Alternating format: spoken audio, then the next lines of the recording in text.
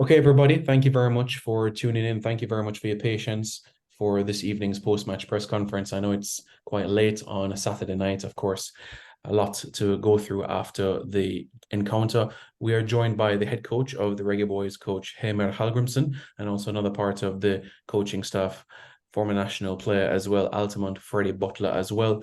Before we open the questions, Coach Butler, Freddie, let me start with you. Your thoughts about the performance and what this entire camp has been the last few days with the entire group. Well, I think the boys performed well, with two training sessions and just we went straight into organizing the team in terms of our defensive shape. And I think for most part, the players tonight tried their best to play with the little information that we got them in terms of organizing them defensively. I'm proud of the boys. A lot of players for the first time they're playing with each other, and the coaching staff is first time we're seeing some of these players. So, in terms of performance, I think we did well with the little information that they got from the coaching staff. Yes, and Freddie, as you know, you were part of the group during the Gold Cup. How did it feel to link up back again with the group in New York? Well, it's great. The coach is a very inclusive coach, and he wants the past players to be a part of this. And we talk all the time that I don't want to be the only one. There's a lot more players out there who has a lot of information to share with these young boys, and we like to have a lot more past players to be a part of what's going on. And it's great to be here. It's an honor to be on this side of it. Wonderful. Sounds good. And for Coach Hallgrimsson, your thoughts as well? Anything to add to what Freddie said? No, I think it's mutual, especially now for us to have Freddie around. He knows these players much better than we do, so it was a great help. Not only knowing kind of their quality on the pitch, but he knows them as persons much better than us. So we used him to communicate, because Freddie has been with us in the Gold Cup, so he knows what we want. So he has been a huge help in this camp.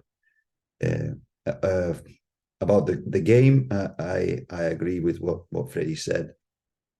It was maybe not the most kind of exciting match. There was not a lot of goal scoring chances, and I think we need to give our players credit for that, because Guatemala is they're a quick team. They are good in counter pressing, and we know it from the Gold Cup. We struggled a lot against them with their high intensity football.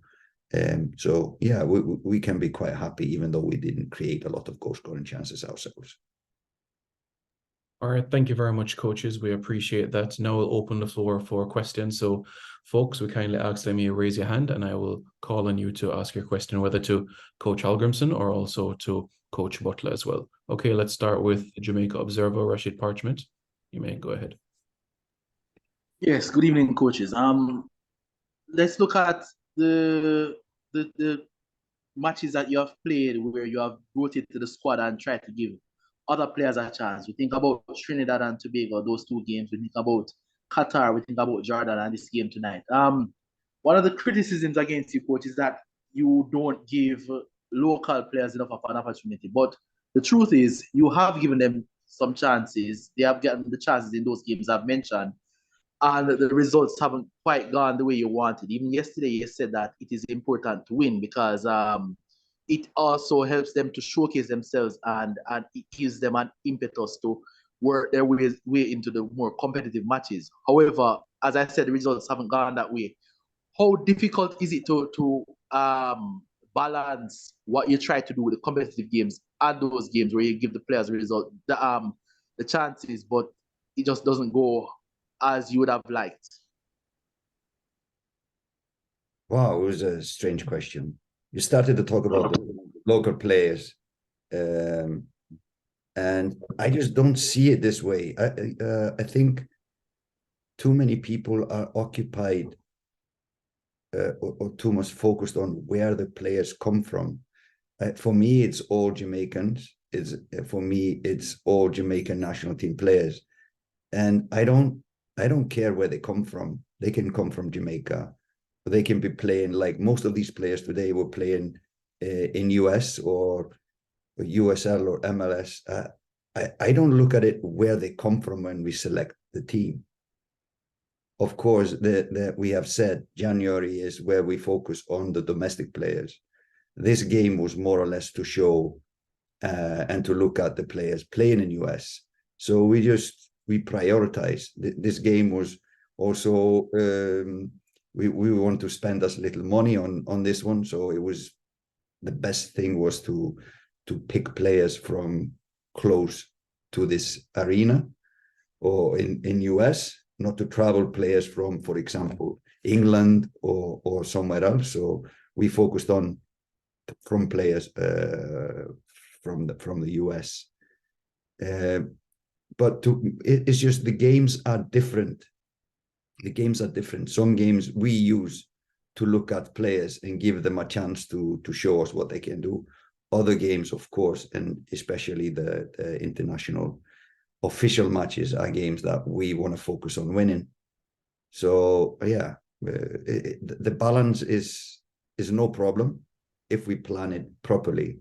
So in this case, we wanted to see these players and to see what they could provide for us and show what they can do. So I don't know if I answered this question correctly, but the question was a little bit about everything.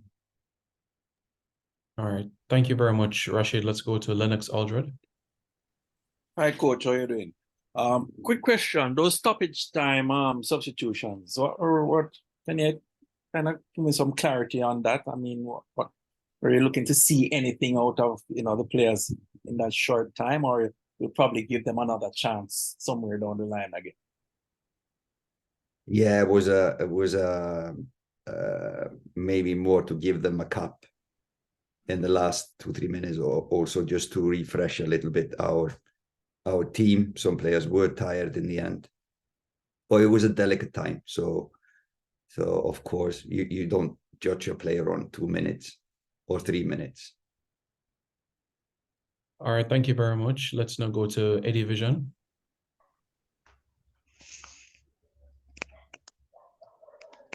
Eddie, you can go ahead.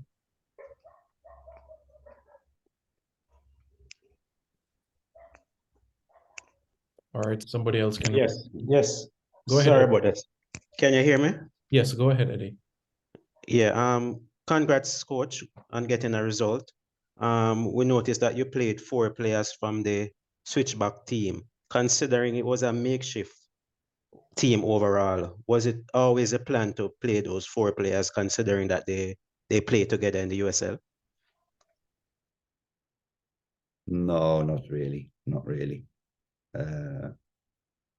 We wanted to see some players play, and we just couldn't give everyone a chance. Of course, it would have been ideal to give everyone at least a half a game, but you cannot do that. So we didn't use maybe all our substitutions, but we thought we wanted to have at least a control on the game and didn't want to rotate too much. But no, it was not the plan to play players from the switchbacks, no. Thank you very much, Eddie. Let's now go to Siobhan Peart. Okay, good night, everyone. You hear me, Simon? Yeah, you can go ahead. I can hear you. Hi, coach. Good night, and congrats for the result tonight.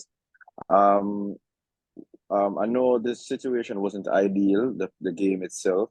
However, I saw some positives in it. I saw a few players really stamped their class and would have said that, hey, I may have staked a claim to want to be in the first team. I just wanted to think, one player in particular, Bell. It's kind of ironic that he's similar to Omari as well. But for me, he played an awesome game. I just wanted to, what was your thoughts on his performance tonight?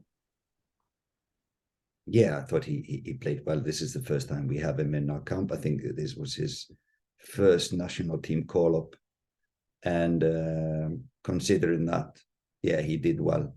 That was one position that we were in doubt if we should start with Rochester or start with him. So we decided before the game that they would get 45 minutes each. And that was kind of, didn't matter how they performed, because we were excited to see both of them. Maybe Freddie, if you would talk about him more, so I involve you in the talk. Yeah, for the 2 training sessions, both of them did well. So it was a tough decision, tough choice to see who would start the game. So we decided to start Bell, and like the coach said, we had decided before the start of the game that they will both have 45 minutes each. And even though Bell was playing a very good game, then we had to make a substitution. All right, let's go to Rashid again with your second question. Yeah, this question is for Freddie. As a former striker yourself, what kind of messages do you send to the strikers up front about their composure in front of goal, not lashing the shots and knowing when to pull the trigger? As a coach, what kind of messages do you send them? Funny, we did a bit of finishing yesterday, but goals are hard to come by, so we just have to be a little bit more composed around the box and just relax and just remember that the target never move, and then just try to put the ball in the net. All right, do we have any more questions within the chat? Please indicate. We can accommodate one more this evening. It's an early flight for the staff and also players as well tomorrow. Some en route back to the island, so we can accommodate one more question if we have. If not, then that will conclude. Yes, go ahead. We'll take one from Eddie. We'll take one more from Eddie Vision. Yes, coach. I know it's a little bit annoying, considering that we have a big Nation League game coming up against Canada. But was this game planned? Not by the coaching staff. No, it was a decision to play this game. That was taken from the federation more than from us a request. And so we have planned the year, and we want to spend January to focus on these players, the fringe players, the young players, the domestic players. So we want to, because it's kind of unfair as well when players are trying to prove a point that they should play in the national team, to only give them two trainings and one match. So you want to spend more time on the pitch and give them more playing time when you are looking at players and giving them a chance. So it was good. It was good to get to know them. There was some really good characters, good guys in general. So we know more about them. That is a good thing.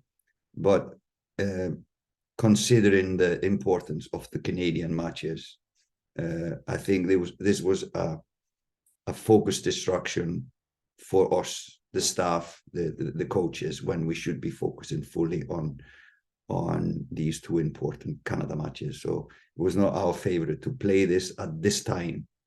But then again, when we go again in January, we know a little bit more about these players. So in the end, it's a good thing that we did it. Even though I think always that we should, when we have important matches, we should put full focus on that one.